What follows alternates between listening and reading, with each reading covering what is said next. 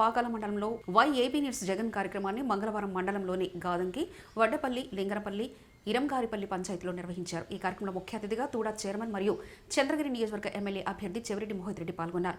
ఆయన మాట్లాడుతూ రాష్ట్రాన్ని అభివృద్ధి చేయగల దమ్మున్న నాయకుడు జగనన్న మాత్రమేనని మోహిత్ రెడ్డి పేర్కొన్నారు. అదే కాకుండా చంద్రగిరి నియోజకవర్గాన్ని అన్ని రకాలుగా అభివృద్ధి చేసిన ఘనత చెవిరెడ్డి భాస్కర్ రెడ్డికి దక్కుతుందని అన్నారు. ఈ కార్యక్రమానికి హాజరైన మోహిత్ రెడ్డికి పార్టీ నాయకులు, ప్రజలు మేళతాళాలతో, మంగళ వాయిద్యాలతో, భారీగా బాణాసంచా పేలుతూ ఘనంగా స్వాగతం పలికారు. గ్రామంలోని మహిళలు మంగళహారతులు పట్టి గజమాలలు వేసి తమ అభిమానాన్ని చాటుకున్నారు. బాగుంటుందని చెప్పి ఒక ఉద్దేశంతో ఈ రోజు డైరెక్ట్ గా మా ఎస్సీ, ఎస్టీ, మైనార్టీ, ఓబీసీ అక్కా చెల్లెలు అందరూ అకౌంట్ లో ఏ ఒక్క స్కీమ్ వచ్చినా కూడా డైరెక్ట్ గా అకౌంట్ లో పడతా ఉంది. రేపు వాసరా కూడా ఇంకొక 4-5 రోజుల్లో మనకు అకౌంట్ లో పడుతుంది. అదేవిధంగా ఒక ఇంటి పట్టా ఇచ్చినా సరే, ఒక స్కీమ్ వచ్చినా సరే, ఏదొచ్చినా సరే అక్కా చెల్లెల అకౌంట్ లో పడి ఈ రోజు వాళ్ళందరూ ఆర్థికంగా బలంగా ఉండాలని చెప్పి ఒక ఉద్దేశంతో మన ముఖ్యమంత్రి గారు కృషి చేస్తున్నారు. అవ్వదాతలకి 2019కి 2 నెలలకు ముందు 1000 రూపాయలు లేదు పెన్షన్. ఈ రోజు మన ముఖ్యమంత్రి గారు 3000 రూపాయలు పెన్షన్ చేశాడు.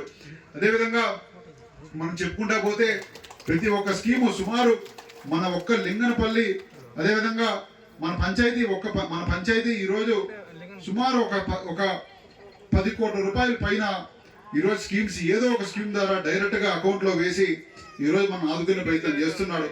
ఒక అమ్మఒడి కావచ్చు, విద్యా దీవెన కావచ్చు, రైతు భరోసా కావచ్చు, పంట బీమా కావచ్చు, చెప్పుకుంటా పోతే 25 రకాల స్కీమ్స్ ఏదో విధంగా ఆ రోజు మాట ఎప్పుడైతే నవరత్నాలని చెప్పి మేనిఫెస్టో తీసుకువచ్చి ఆ రోజు జనాల్లోకి పోయాడో, ఆ మేనిఫెస్టోని బైబుల్, అదేవిధంగా మనకి ఖురాన్, భగవద్గీత అని భావించి మన ముఖ్యమంత్రి గారు అవన్నీ ఈరోజు పాటించే ప్రయత్నం చేస్తున్నాడు.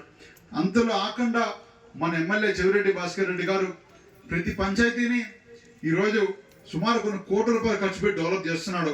మన ఒక్క పంచాయతీకి 4 కోట్ల రూపాయల పైన మన నిధులు మన 4 సంవత్సరాల 10 నెలల్లో మనం కేటాయించడం జరిగింది.